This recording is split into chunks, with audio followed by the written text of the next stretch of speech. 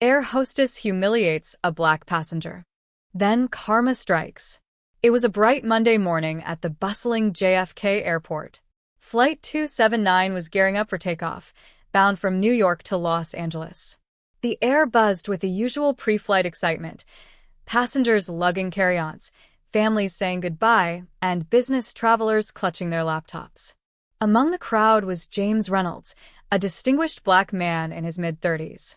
Dressed in a sharp navy blue suit, his confident stride and calm demeanor masked the exhaustion of a long week spent in court. James was a civil rights attorney, renowned for his fierce advocacy and compassionate heart. As he approached the boarding gate, the attendant scanned his first-class ticket and smiled warmly. "Thank you, Mr. Reynolds. Enjoy your flight," she said. He gave a polite nod before stepping onto the jet bridge. Inside the plane, a sleek, modern interior greeted him. The flight crew stood at the entrance, welcoming passengers. One of them, Vanessa Blake, a senior flight attendant, wore a forced smile. Her morning had been rough, a late start, and a few difficult passengers had already tested her patience. When James approached, Vanessa's eyes flicked over him briefly, her expression tightening.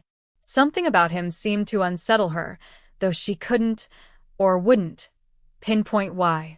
"Good morning," James greeted her warmly. Vanessa barely returned the greeting, her gaze lingering on his briefcase before he moved past her to his seat in first class, 2A, a window seat with extra legroom. He stored his briefcase and settled in with a soft sigh of relief, pulling out a leather-bound notebook to jot down notes for his next case. A few minutes later, Vanessa appeared by his seat, her tone clipped. "Excuse me, sir, are you sure this is your seat?" James glanced up, caught off guard. "Yes, it is," he replied, holding up his boarding pass. Vanessa barely looked at it before shaking her head. "I'll need to confirm this with the gate agent. Mistakes happen sometimes." Her words hung in the air, and James noticed the condescension in her tone. Passengers nearby began to glance over, sensing the growing tension. Taking a deep breath, James remained composed. "Please do," he said calmly, handing her the pass. When Vanessa returned a few minutes later, her expression remained cold. "You're clear," she said curtly.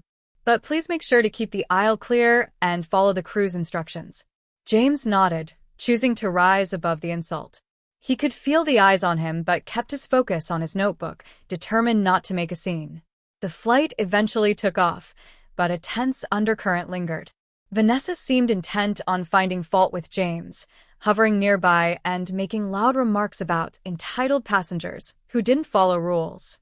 She never named him, but it was clear who her comments were directed toward. About an hour into the flight, turbulence hit. Drinks spilled, passengers gasped, and Vanessa appeared flustered, struggling to maintain control. Suddenly, commotion erupted from row 4.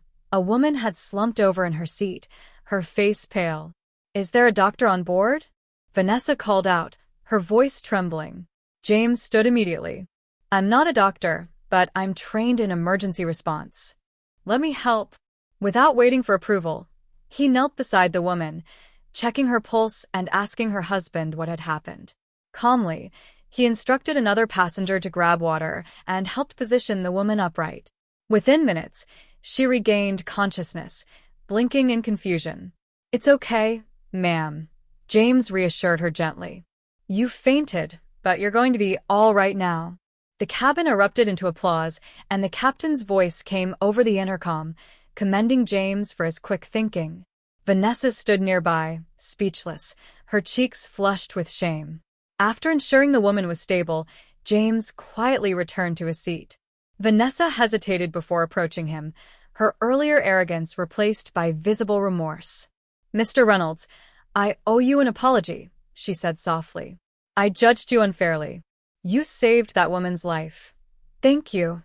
James looked up, his gaze kind but firm. "We all have lessons to learn," he said. "What matters is what we do with those lessons." Vanessa nodded, humbled. As the plane touched down in Los Angeles, she realized she had witnessed more than just a heroic act. She had been reminded of the power of respect, humility, and fairness. And James? He walked off the plane without looking back, knowing he had once again made a difference, not just in court, but in life.